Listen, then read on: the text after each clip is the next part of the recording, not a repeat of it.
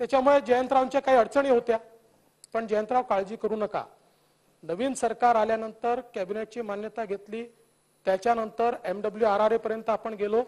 MWRRA ने आपल्याला डिपेंडेबिलिटीच्या संदर्भात निर्णय घ्यायला सांगितला, तोही आपण कॅबिनेटमध्ये आणलेला आहे. तो निर्णय घेऊन आपण दिल्याबरोबर त्याला MWRRA मान्यता देईल आणि त्यानंतर मग आपण त्याची टेंडर काढू.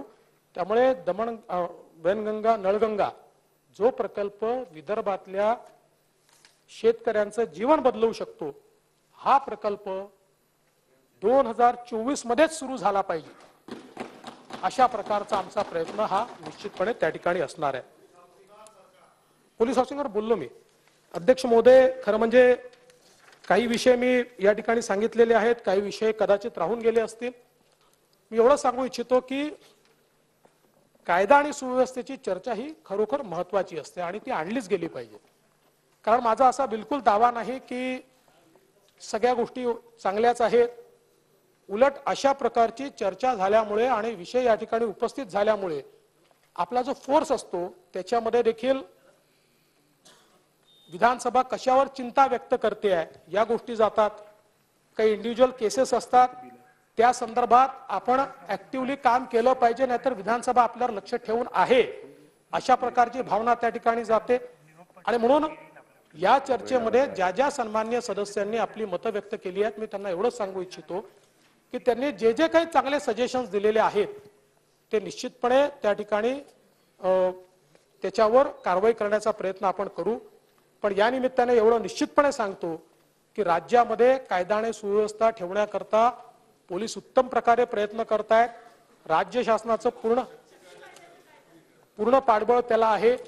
शक्ती कायद्याच्या संदर्भात मी मागच्याच काळात याच अधिवेशनामध्ये त्या संदर्भातली माहिती दिलेली आहे की शक्ती कायद्यामध्ये जवळपास केंद्र सरकारच्या अनेक कायद्याचा अधिक्षेप होतोय आणि तो अधिक्षेप होत असल्यामुळे आपल्या इथे जी ज्युडिशियल सिस्टीम आहे, क्रिमिनल जस्टिस सिस्टीम आहे, ती सुप्रीम कोर्टाच्या आदेशाने चालते.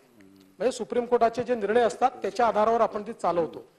त्यामुळे त्यांनी वेळोवेळी जो रेशिओ सेट केला आहे त्या रेशिओवर जर आपण अधिक्षेप करत असलो तर त्यातनं अनेक अडचणी निर्माण होतात आणि म्हणून ते वेगवेगळ्या सेंट्रल गव्हर्नमेंटच्या डिपार्टमेंट्सकडे गेलेले आहेत. त्याच्यावर त्यांचंही काम चाललेलं आहे. दरम्यानच्या काळात केंद्र सरकारने 2 नवीन कायदे म्हणजे IPC ला रिप्लेस करणारा कायदा आणि CRPC ला रिप्लेस करणारा कायदा आणला. त्यामुळे आता आपण जो दिलेला कायदा आहे त्या कायद्याचा या नवीन कायद्यांवर काय परिणाम होतो त्याचंही असेसमेंट घेणं चाललंय. अगदी आपल्या आधी जे आंध्रांनी कायदा केला तोही कायदा अजून मंजूर झालेला नाही, तोही केंद्राकडेच आहे. माननीय मुख्यमंत्री महोदय आणि मी 2 वेळा गेलो त्यावेळेस आम्ही त्या संदर्भातली चर्चा केलेली आहे. त्यांनी आम्हाला आश्वस्त केलंय की यातल्या ज्या त्रुटी आहेत त्या त्रुटी दूर करून आम्ही त्याला मान्यता देऊ.